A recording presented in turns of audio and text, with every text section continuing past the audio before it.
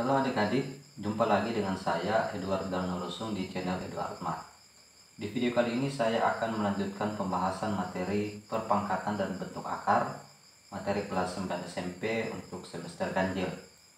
Di video ini saya hanya akan membahas bagian yang keempat, yaitu pengertian bilangan bentuk akar dan bagaimana cara menyederhanakan bilangan bentuk akar tersebut.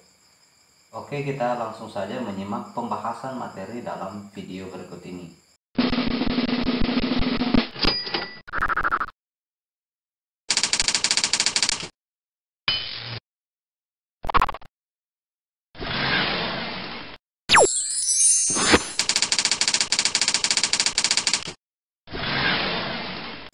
Yang pertama kita akan membahas bagaimana cara menentukan nilai akar pangkat N dari suatu bilangan. Nah, nilai dari akar pangkat N dari A merupakan bilangan yang misalkan bilangan itu X, yang jika dipangkatkan N hasilnya adalah A. Atau akar pangkat N dari A itu sama dengan X jika dan hanya jika X apabila dipangkat N sama dengan A. Jadi sebuah bilangan yang kalau dipangkatkan dengan N, dipangkatkan dengan tanda akarnya, itu sama dengan bilangan pokoknya. Contoh, yang pertama akar 64 ada akar pangkat 3 dari 27, akar pangkat 3 dari 8, dan akar pangkat 5 dari 32. Yang pertama akar 64 ini plus minus 8, ya, karena 8 pangkat 2 itu sama dengan 64 dan min 8 pangkat 2 juga itu sama dengan 64. Jadi intinya di sini jawabannya adalah 8. Mengapa? Di sini tanda akarnya kita tidak tulis, ya. Berarti 2. Nah, kita cari sebuah bilangan yang kalau di pangkat 2 hasilnya 64. Bilangan itu adalah 8. Kemudian akar pangkat 3 dari 27 sama dengan 3. Karena 3 jika di pangkat 3 sama dengan 27. Atau kita cari sebuah bilangan yang kalau di pangkat 3 itu hasilnya adalah 27 dan bilangan itu adalah 3.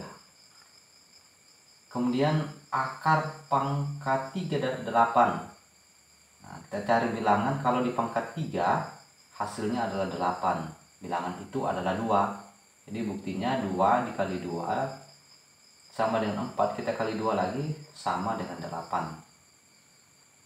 Kemudian contoh berikutnya itu akar pangkat 5 dari 32.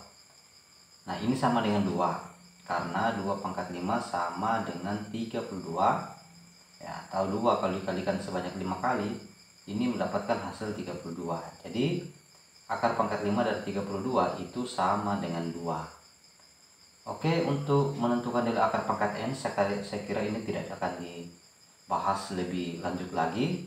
Yang penting kalian sudah mengerti definisinya atau bagaimana cara menentukan nilai akar pangkat N. Selanjutnya apabila kalian menemukan masalah yang berat, maka akan ada saatnya di mana kita membutuhkan bantuan kalkulator untuk menentukan hasil dari akar pangkat N dari suatu bilangan. Nah, khusus untuk akar pangkat 2 atau akar kuadrat, Anda harus berusaha untuk menghafal bilangan kuadrat untuk memudahkan Anda dalam menentukan nilai akar kuadrat. Jadi ingat bilangan pangkat 2 atau bilangan kuadrat.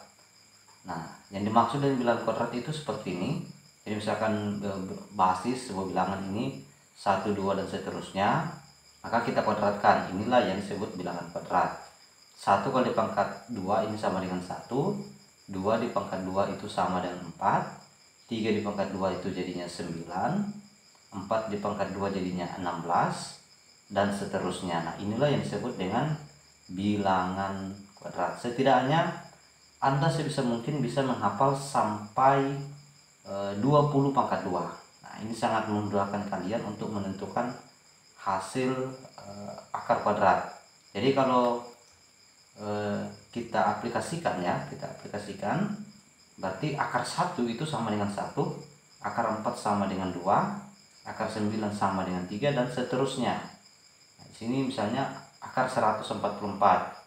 Karena kalian sudah menghafal bahwa 144 itu adalah bilangan kuadrat, hasil dari 12 pangkat 2, maka akar 144 itu dengan mudah Anda bisa jawab sama dengan 12. Begitu seterusnya. Oke, untuk yang kedua, pengertian bilangan bentuk akar. Nah, bilangan bentuk akar adalah bilangan yang memiliki tanda akar tetapi hasilnya itu irasional atau tidak rasional. Nah, contohnya itu akar 2, akar 3, akar 5, semua kalau kita cari, kita menggunakan bantuan kalkulator, maka hasilnya adalah bilangan irasional. Bilangan desimalnya itu tak henti, kemudian tidak beraturan. Nah, itu ciri-ciri bilangan irasional.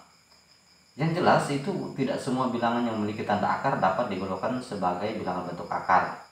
Nah, kalau sebuah bilangan yang memiliki tanda akar kita dapat tentukan hasilnya baik secara manual ataupun tanpa dengan kalkulator ya. Hasilnya itu bilangan bulat, maka bilangan itu bukanlah bilangan bentuk akar. Nah, intinya tidak semua bilangan yang ada tanda akarnya merupakan bilangan bentuk akar. Ini ada contoh akar 9, ini ada tanda akar tapi dia bukan bentuk akar karena akar 9 itu sama dengan 3. Nah, 3 ini adalah bilangan rasional. Jadi akar 9 bukan bentuk akar. Akar 2 merupakan bentuk akar. Nah, coba pikir bilangan apa yang kalau di pangkat 2 hasilnya sama dengan 2. Nah, bilangan itu ada tapi irasional. Kemudian akar pangkat 3 dan 8. Nah, ini juga bukan bentuk akar. Mengapa? Karena ada bilangan bulat yang kalau di pangkat 3 hasilnya itu 8. Yaitu bilangan itu adalah 2. Akar 50 juga merupakan bilangan bentuk akar. Ya, karena tidak ada bilangan bulat atau bilangan yang rasional, kalau di pangkat 2 hasilnya jadi 50. Akar 100 juga bukan ya. Kita sudah tahu tadi akar 100 itu sama dengan 10. Ya, kalau akar pangkat 4 ada 8, ini bentuk akar atau bukan? Nah, jadi akar pangkat 4 dari 8 itu merupakan bilangan bentuk akar karena tidak ada bilangan bulat yang kalau di pangkat 4 hasilnya itu menjadi 8. Jadi yang ini bukan bentuk akar ya. Kemudian kita masuk pada bagian yang ketiga, yaitu menyederhanakan bilangan bentuk akar kuadrat. Khusus kita membahas bilangan bentuk akar kuadrat. Nah, salah satu teknik yang dapat digunakan adalah mengubah bilangan pokok menjadi bentuk perkalian. Nah, intinya kita rubah menjadi bilangan bentuk perkalian, tetapi salah satu faktornya harus merupakan bilangan kuadrat. Nah, karena hasil dari angka pangkat 2 dari sebuah bilangan kuadrat itu pasti merupakan bilangan bulat. Nah, yang tadi yang kita sudah bahas itu ada bilangan-bilangan kuadrat. Kita harus cari rubah sebuah bilangan atau bilangan pokok menjadi bentuk perkaliannya, tapi salah satunya itu bisa dicabut akarnya ya, seperti itu intinya ya. Contoh pertama misalnya akar 12. Akar 12 ini sama dengan 2 akar 3 ketika sudah disederhanakan. Pembahasannya ini akar 12 kita akan cari. Nah, tekniknya tadi adalah kita mencari faktornya. Faktor dari 12 itu 1 kali 12, 2 kali 6, 3 kali 4, kemudian selanjutnya tinggal dibalik ya. Kita abaikan ini, kita abaikan 1 kali 12. Semua faktor dengan 1 kita abaikan. Nah, kita cari di antara dua faktor yang tersisa yang mana yang memiliki bilangan kuadrat. Nah, apakah di 2 kali 6 atau 3 kali 4. Jadi kita sudah tahu tadi bilangan kuadrat, nah, 4 ini termasuk bilangan kuadrat. Jadi kita pilih 12 ini kita tulis menjadi bentuk faktor 3 kali 4 atau 4 kali 3. Jadi jadinya seperti ini. Akar 12 ditulis menjadi akar 4 kali 3. Selanjutnya kita pisahkan. Kita bisa pisahkan akar 4 kemudian dengan akar 3. Tekniknya adalah kita dahulukan yang bilangan yang bisa dicabut akarnya atau bilangan kuadrat tersebut. Jadi saya tidak tulis 3 kali 4, tapi saya menulisnya 4 kali 3 untuk memudahkan. Nah, setelah itu akar 4 ini kita cabut akarnya menjadi 2. Berarti di langkah ini akar 4 sudah menjadi 2, kemudian kita kali akar 3 sama dengan 2 akar 3. Contoh yang kedua ada akar 50. Nah, mengapa dia menjadi 5 akar 2? Oke, kita bahas akar 50. Habis itu kita cari faktor dari 50. Faktor dari 50 yang sekali lagi faktor dengan 1 diabaikan. 2 kali 25, 5 kali 10 dan seterusnya tinggal dibalik. Nah, dimana faktor yang memiliki bilangan kuadrat. Nah, ini ada 25. Jadi sekali lagi harus hafal bilangan kuadrat. 25 ini didapat dari 5 pangkat 2. Kalau begitu kita rubah 50, kita tulis menjadi 25 kali 2. Setelah itu kita pisahkan. Setelah dipisahkan ya, akar 25 itu kan sama dengan 5. 5 kali akar 2 berarti sama dengan 5 akar 2. Kemudian contoh yang ketiga, akar 72 menjadi 6 akar 2. Oke, kita coba bahas akar 72. Kita cari faktornya. Ada 2 kali 36, 3 kali 24, 4 kali 18, 6 kali 12, 8 kali 9, 9 kali 8. Nah, di sini ada beberapa faktor yang memiliki bilangan kuadrat. Mulai dari ini ya, 36. Ini bilangan kuadrat. 4 juga bilangan kuadrat. Kemudian ada 9. Ya, ini ya, 9 kali 8 sama. Kemudian selanjutnya faktor dari 72 itu tinggal dibalik. Kita pilih 36 kali 2 ya. Mengapa kita pilih 36 kali 2? Karena dia akan membawa bentuk akar yang paling sederhana. Nah, dimana ciri bentuk akar itu sudah paling sederhana kalau bilangan pokok yang di dalam tanda akar ini dia sudah paling sederhana. Kita dapatkan 6 kali akar 2 sama dengan 6 akar 2. Mudah-mudahan ini sudah mudah.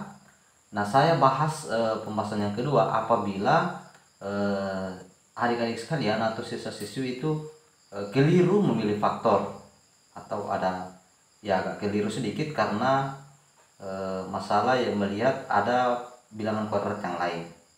Contoh akar 72, semua siswa tahu 72 itu 9 kali 8. Maka dia memilih 9 kali 8. Sehingga menjadi 3 kali akar 8 ya. 3 ini didapat dari akar 9. Sehingga didapatkan hasil 3 akar 8. Nah, apakah ini sudah paling sederhana? Ini belum sederhana. Karena akar 8 bisa disederhanakan lagi. Nah, ini tidak salah kalau dia dilanjutkan lagi dalam langkah yang berikutnya. Nah, ini belum sederhana. Mengapa belum sederhana? Karena 8 ini faktornya, salah satu faktornya adalah 4 kali 2, dimana 4 adalah bilangan kuadrat. Sehingga dilanjutkan. Nah, 3 akar 8 ditulis menjadi 3 akar 4 kali 2. Rubah 8 menjadi 4 kali 2. Selanjutnya 3. Tidak apa-apa kita tulis kali. Kemudian pisahkan 4 akar 4 kali akar 2. Kita pisahkan di sini.